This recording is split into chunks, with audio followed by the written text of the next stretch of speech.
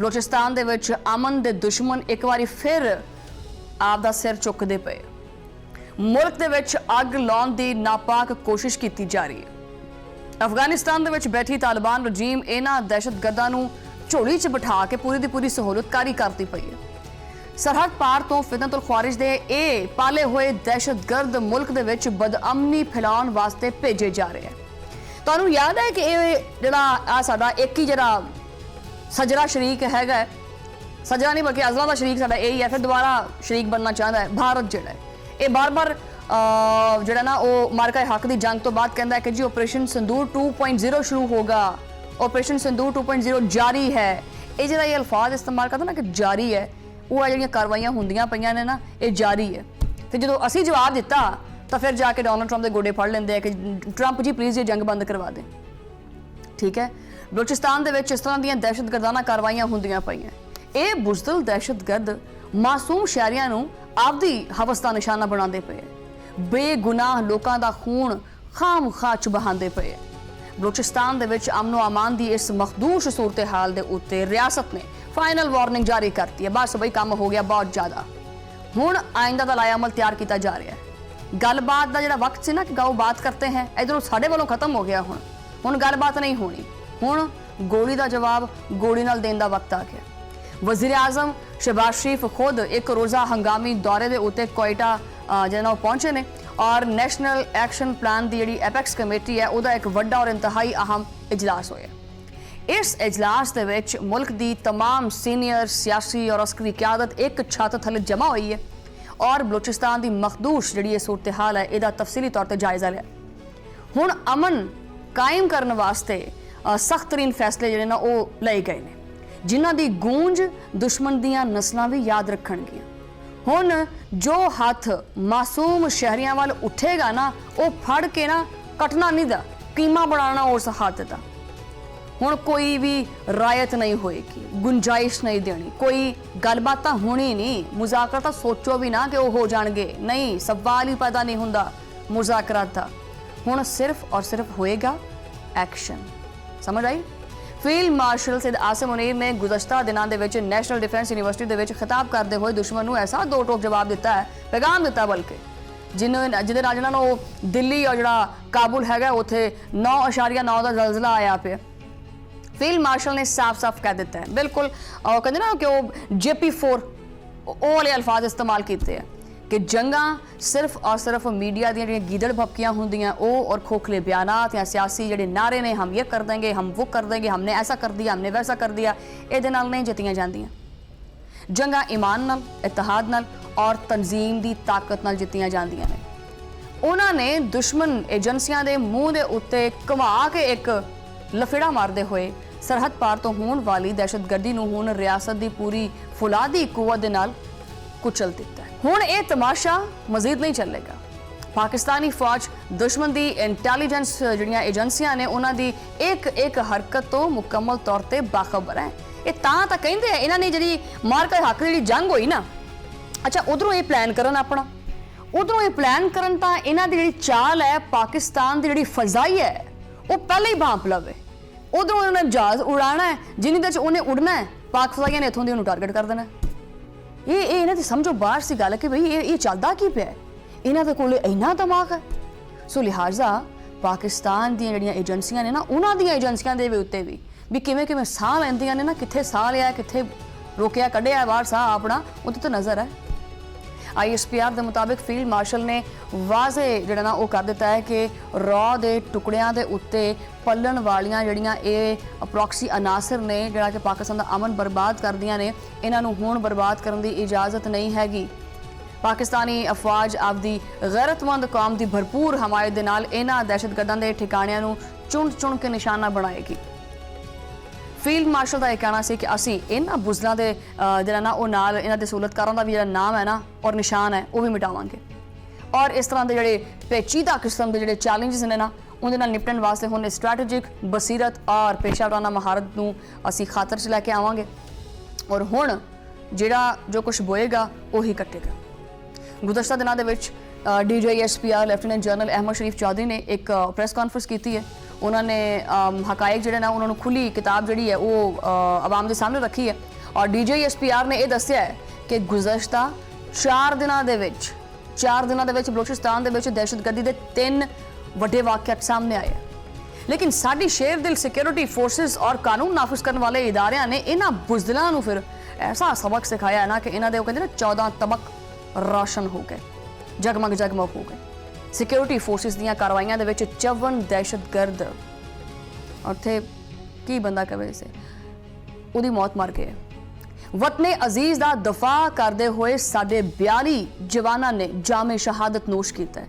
ਇਹ ਸਾਡੇ ਉਹ ਹੀਰੋਜ਼ ਨੇ ਜਿਨ੍ਹਾਂ ਤੇ ਪੂਰੀ ਕੌਮ ਜਿਹੜੀ ਨਾ ਫਖਰ ਕਰਦੀ ਹੈ, ਨਾਜ਼ ਕਰਦੀ ਹੈ। DGSPR ਨੇ ਬਰੀਫਿੰਗ ਦਿੰਦੇ ਹੋਏ ਸਾਫ਼ ਅਲਫਾਜ਼ ਦੇ ਵਿੱਚ ਆਖਿਆ ਕਿ ਫਿਤਨਤੁਲ ਖਵਾਰਿਜ ਦੇ ਇਹਨਾਂ ਗੱਦਾਰਾਂ ਨੇ ਆਪਦੇ ਮਜ਼ਮੂਮ ਜਿਹੜੇ ਮਕਾਸਦ ਨੇ ਉਹਨਾਂ ਵਾਸਤੇ ਮਾਸੂਮ ਸ਼ਹਿਰੀਆਂ ਨੂੰ ਨਿਸ਼ਾਨਾ ਬਣਾਇਆ। लेकिन बलोचिस्तान की आवाम और बहादुर पुलिस ने इन्हां दे सामने झुकण की बजाय दिलेरी नाल सीना तान के मुकाबला किया। पाकिस्तान की तरक्की और खुशहाली के दुश्मन ये दहशतगर्द असल दे विच फितनतुल हिंदुस्तान का हिस्सा ने। इन्हां दा बलोचिस्तान दे नाल या बलोचियत दे नाल दूर दूर तक कोई ताल्लुक वास्ता नहीं है। इन्हां दा इस्लाम दे नाल कोई रिश्ता नहीं है। इन्हां दे पिछे हैगा कौन? इन्हां दे पिछे भारत दा काला पैसा और बदनामे ज़बाना एजेंसी जी हैगी है जिन्हों पता नहीं इन्होंने बनाई। अकल होंदी तो एजेंसी बना दे, ये पता नहीं एजेंसी बनाई कादे वास्ते इन्होंने ये ख़त्म कर देना। वैसे इनू ये बदनामे ज़माना एजेंसी जी रॉ है ना वो मुलविस है ये जो कि पाकिस्तान के इस्तेहकाम नू हज़म नहीं करती हैगी। हकायक तो ये ने कि अफगानिस्तान की सरजमीन नू गैर कानूनी अफगान तालिबान रजीम इस दहशतगर्दी वास्ते खुलेआम इस्तेमाल होने देंदी पई है। मतलब नमक हराम ही होगी ना। ये तो मारे जाने वाले ਜਿਹੜੇ ज़्यादातर दहशतगर्द ने वो अफगानी शहरी ने। इत्थे तक कि कराची वाक़े ਵਿੱਚ मुलविस 4 हमला आवरां ਦੇ ਵਿੱਚ सब तो ਜਿਹੜੇ मुलविस पाए गए ने वो 3 अफगान दहशतगर्द सी। अफगान तालिबान रजीम इन्हां कातलां नूं पनाह और सहूलतकारी फराहम करदी पई है। DGSPR ने खुलम खुला आख्या कि अफगान रजीम नूं पाकिस्तान की इज्जत और वकार तो ਜਿਹੜਾ ना वो बहुत बड़ा मसला है। उन्होंने हर इस चीज़ तो ना तकलीफ एक कसक जी उठती है, पीड़ होंदी है बहुत ज़्यादा जो बलोचिस्तान की आवाम की भलाई वास्ते की जाए। तकलीफ होंदी है, तन बदन में अग लग जाती है, मिर्चा लगदियां इन्हों। और हद तो यह होगी कि इन्हों कोयटा जान आला जी पानी की जी पाइपलाइन है वो भी तकलीफ होंदी है। मतलब ये किस किस्म के पड़ोसी है ने साडे, मैनूं समझ नहीं आती हैगी। जो इन्हों गोरे आके फैंटी लाते पे सी तो कहते सी सानू आण दो, सानू लुको लो। असीं रखिया भी उन्होंने आपदे कोले, फिर भी ये मतलब साडी बिल्ली सानू ही म्याऊं म्याऊं की जाती है। पता नहीं ये किस्म के पड़ोसी ने। DGSPR ने 2 टोक ऐलान किया कि असीं रोज़ इन्हां दहशतगर्दां दा ताकुब करांगे, पिछा करांगे और चुन चुन के जिन्हां रो इन्हां नूं निशाना बनावांगे। रियासत की वाज़े पॉलिसी देख के दुश्मन कहता भी ये तो काम हो गया खराब। पहले तो भाई अंदर खाते काम चलता पाया सी, हुण तां ये बिल्कुल ही सीधे हो गए कि हम तो ये कर देंगे। हुण काफ़ी बुखलाहट का शिकार हो गया। दुनिया दे विच कोई भी माई दा लाल पैदा नहीं होया, ये याद रखो। उन्होंने आख्या दुनिया दे विच कोई भी माई दा लाल पैदा नहीं होया जो कि पाकिस्तान नूं धमका सके। धमकाना तो दूर की गल है, माड़ी जी घूरी तो पा के देखो। पाकिस्तान और बलोचिस्तान जिन्हें वो कायम ने और कायम रहेंगे। पाकिस्तानी फौज ने दुश्मन नूं सब तो वड्डा और सख्त पैगाम दिता है कि तुसीं साडे जिहड़े बच्चे ने और जिहड़े शहरी ने उन्हां दे उत्ते अगर हथ पाओगे तो तुसीं समझदे हैं कि असीं तुहाडे नाल बैठ के गलबात करांगे। तुहाडी बहुत वड्डी भुल है, ये बहुत वड्डी भुल है। हुण हर दहशतगर्द और उन्हां दा खास करके जिन्हां दी झोली 'च बैठ के सारा कुछ करदे है, सहूलतकार जिहड़े हैगे उन्हां नूं हुण अंजाम तक छड्डना ही छड्डना है। उन्हां दी जिहड़ी आखिरी हद है ना उत्थे तक लैके ही जाना है। आवाम, फौज और तमाम कानून नाफिज करने वाले इदारे एक पेज के उत्ते ने। ठीक है, असी हर लम्हा दहशतगर्दी के खिलाफ जो ना वो जंग लड़ते पे, कोई हुण नहीं शुरू की। साढ़े तो पता नहीं किन्ने अरसे तो ये दहाइयां तो लगे हुए हैं दहशतगर्दाना कार्रवाइयां करने वास्ते। असी हजे भी तैयार हाँ और पहले नालों ज़्यादा तैयार बैठे हैं। इन्हें बड़ी कोशिश की कि इस तरह की दहशतगर्दाना कार्रवाइयां करके पाकिस्तान को कमज़ोर करेगा। पाकिस्तान कमज़ोर नहीं होया बल्कि और फुलाद बने हैं। इन कहते ना कि इंसान फट खा खा के जो फिर मजबूत हो जाता है, फिर उन्होंने कोई मसला नहीं होता। वो कहता आ जा, फिर मैं पहले बड़ियां सट्टां खा चुकिया वहाँ, हुण जो तक तू नहीं ना खत्म होंदा उदों तक मैं खत्म नहीं होना। बहरहाल DGSPR ने आख्या कि असीं हर सूरत दे विच कामयाब होवांगे। क्योंकि असी हक ते हाँ और सच के राह दे उत्ते खड़े हाँ। दुश्मन याद रखे कि हुण उहदी उल्टी गिनती पुट्ठी गिनती शुरू हो गई है। बलूचिस्तान दे विच खून दी होली खेडण वाले दुश्मन जिहड़ा ना वो नंगे हो चुके हैं, तन दे उत्ते कपड़े नहीं रहे। और ये पिछे साफ साफ गल है बई, साडे कोल सबूत पे ने। सब तो वड्डा सबूत तो मैं कई दफ़ा कहा कि कुलभूषण यादव है, उन्हें इतराफ किया, पूरी दुनिया जानती है। असीं इन्हां दे कोल कोई सबूत मंगते हैं कि जी फलाना हो गया भी पाकिस्तान मुलविस है, ऐसा किया है, पाकिस्तान ने किया है, सबूत दो ना। तो सबूत देने का अर्थ कहते कि वो ये बात हमारे सोर्सेस ने बताई है हमें। किहड़े सोर्सेस बई, कित्थे दे सोर्सेस जरा कड्डो ना। सोर्सेस का सीन भी नहीं हैगा तुहाडे कोले। बहरहाल साडे कोले हैगे सबूत भी, मंगोगे तो दे देंगे, जिथे चाहोगे दे देंगे असीं तुहानूं सबूत। ਇਹਦੇ ਪਿੱਛੇ भारत का हथ होने का ਜਿਹੜਾ हैगा ना वो मुलवस है। ਇਹਦੇ ਵਿੱਚ भारत का मकसद सिर्फ एक ही है कि पाकिस्तान की जिहड़ी तरक्की है ना, ਇਹਦਾ ਅਸੀਂ रोकीए राह और समाज ਦੇ ਵਿੱਚ खौफ फैलाना है। और साडी जिहड़ी दफाई कुवत है ना, ਇਹਨੂੰ कमज़ोर करना चाहता है। मारका हक तो बाद हुण भारत आपदी जिहड़ी तारीखी जिहड़ी हासमियत है ना, ਉਹਦਾ बदला लैण वास्ते पाकिस्तान ਦੇ ਵਿੱਚ बदअमनी ਨੂੰ फरोग दिंदा पिया। ਇਹ ਗੱਲਾਂ खुद ਅਸੀਂ नहीं कीतियां, ਇਹ ਗੱਲਾਂ खुद ਈਵਨ ਕਿ भारतीय सिक्योरिटी इदारे और इन्हां दे ਜਿਹੜੇ नाम निहाद हैशटैग थिंक टैंक्स ने ना, वो भी कई दफ़ा कह चुके हैं। जाओ उन्हां ਦੀਆਂ ਗੱਲਾਂ सुन लो जाके। बलूचिस्तान की जोग्राफी सूरत हाल इदां दी है कि पहाड़ां दे विच छुपना बड़ा आसान है, बड़ा आसान है पत्थरों के विच लुक के बह जाना। लेकिन पाक फौज की रोज़ाना की बुनियाद के उत्ते जारी इंटैलीजेंस बेस्ड ऑपरेशन ने ना कि इन्हां जिहड़े चूहे हैगे है, इन्हां चूहियां नूं बिल दे विचों कढ के मारना ये बड़ा औखा है। यही वजह है कि छुप जाता है।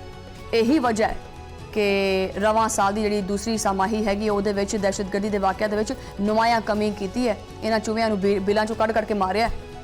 मुल्की सिक्योरिटी थिंक टैंक के रिपोर्ट के मुताबिक अप्रैल तो लैके जून तक जी ना बलूचिस्तान के पुरतशद्दुद वाक़िया जानी नुकसान जोड़ा 443 तो घट हो के 265 तक आ गया।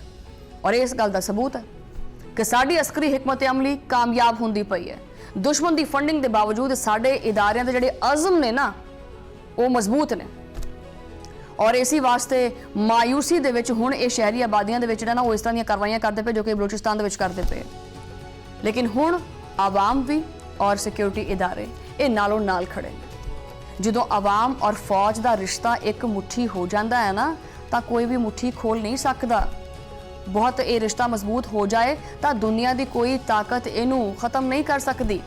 हुण सवाल ये है कि जरा ये भारत है और ये पालतू खवारिज ने ये पाकिस्तान को कुछ बिगाड़ सकते? तुहानू की लगता है? दिल की आवाज़ है, कुछ नहीं कर सकते। उसकी वजह पता की है? जो नीयत साफ होवे ना और इरादे फुलाद होण तां फतेह हमेशा हक दी हुंदी है। और पाकिस्तान हक ते हैगा। ਇਹ ਜਿਹੜੀਆਂ रोज़ाना की तादाद के उत्ते आके ये बोलन लग पैंदे, बोलन नहीं वैसे पंजाबी जो कहते ना कहनी वो बोलन लग पैंदे, चीका कुकाइयां मारन लग पैंदे। गीदड़ पपकियां का जो दौर है वो इन्हां दा खत्म हो चुका है। हुण हिसाब बराबर का होएगा। जो पाकिस्तान वाल मैली अख नाल देखेगा उहदियां अखां कढ़ देंगे।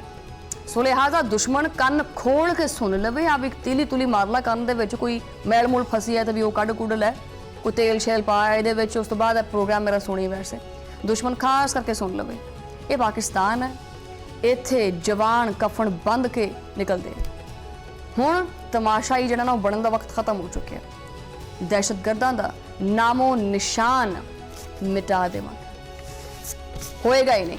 साफ कागज खत्म हिस्ट्री दे विचों साफ, बल्कि इहदे ते कालक मड़ांगे। बहरहाल